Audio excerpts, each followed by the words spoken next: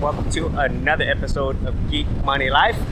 So if you're thinking about quitting your job, whether it's going to be sometime soon or better yet sometime in the future where you could have time to plan, then I highly recommend that you have a quit your job emergency fund.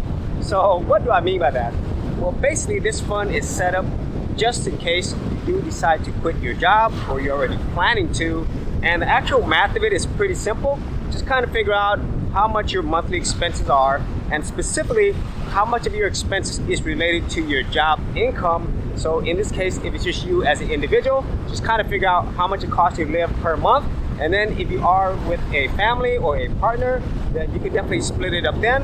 And in this case, it's primarily just to first and foremost sustain your current cost of living. So for example, if your current cost of living is $3,000 per month, then you set up an emergency fund for how long you want this to be. And for most people, it's going to be 3 to 6 months.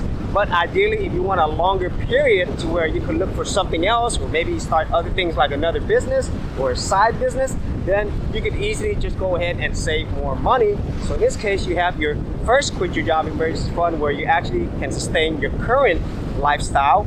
And then I would highly recommend that you set up one where it's just the bare minimum. Like, what is the bare minimum that you need just to survive? So basically your housing costs, your utilities, your food, and so forth.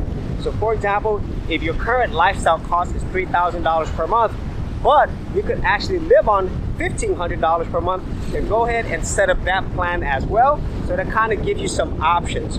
One is a higher cost because it's going to cost you more with your current level of living. And the other one's going to give you a lower basic cost of living. So that's also going to give you other advantages where you could actually take a longer period before you actually have to get another job or do a side gig or another business. And at the same time, it's going to be a lot easier for you to save up that minimum cost of living emergency fund.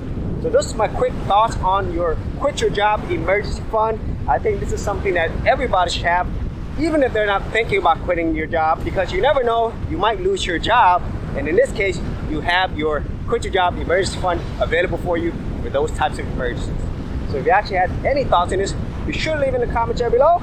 And if you did want to see more of my money videos, I do have an entire playlist. I'll leave that in the description area below. So as always, if you did get value out of these videos, be sure to share, like, and subscribe. Protect your online privacy and keep data brokers from selling your personal information by using Delete Me, the #1 privacy information remover service since 2010.